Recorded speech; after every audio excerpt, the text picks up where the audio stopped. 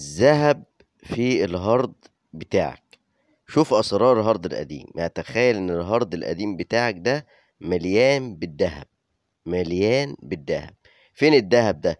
لما نيجي نفك الهارد كده بنلاقي اول حاجة في اسطوانة قدامنا، وفي قطعة كده اللي انا بفكها دي قطعة مغناطيس قوية جدا طرفين. قطعة مغناطيس قوية جدا، يعني ممكن تستخدمها في الباب طرف وطرف.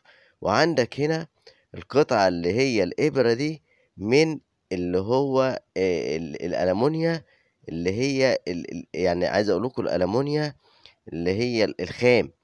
وعندك هنا شوف المغناطيس قوته عاملة ازاي. بص قوة المغناطيس عاملة ازاي، ده يعني قوة مغناطيس رهيبة جدا.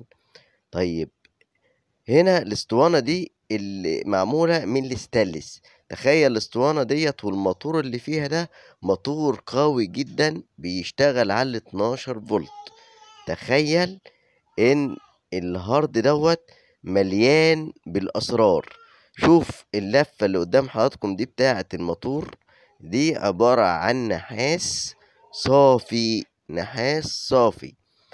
كل الهاردات بتختلف عن بعضها، يعني في انواع من الهاردات بيبقى فيها حاجات زي كده، المغناطيس بتاعها ممكن يبقى حجمه صغير بس قوي جدا. ممكن يبقى فيه فلاتة، الفلاتة ديت من النحاس الصافي، ممكن يبقى عليها نسبة كبيرة من الذهب. عشان كده هم بياخدوه وبيسيحوا الحاجات ديت، الجماعة اللي هم بيلموا الخردة من الأماكن في الوقت الحالي. كل قطعة داخل الهارد عبارة عن دهب صافي. هنا عندك الاسطوانة دي معمولة من الستانلس. تخيل الاسطوانة دي فيها كل ذكرياتك. تخيل لو الهارد ده قاعد عندك فوق 20 سنة، الاسطوانة دي فيها كل أسرارك.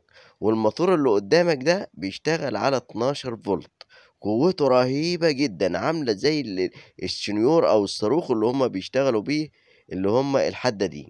ده منظر الموتور من الداخل. شوف اللفة بتاعت السلك اللي جوه ديت، لفة معمولة من النحاس الصافي، النحاس الصافي. وبقية الهارد كله عبارة عن ألمونيا صافي، مفيش إلا حاجة بسيطة من الحديد. شوف الفلاتة دي، شوف اللون بتاعها أصفر إزاي زي الذهب.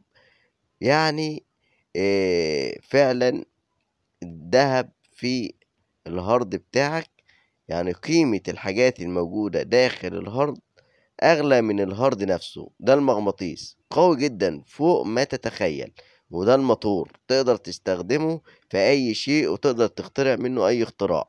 وداخل منه مسامير، داخل منه عبارة عن حديد، داخل منه عبارة عن ألمونيا صافي.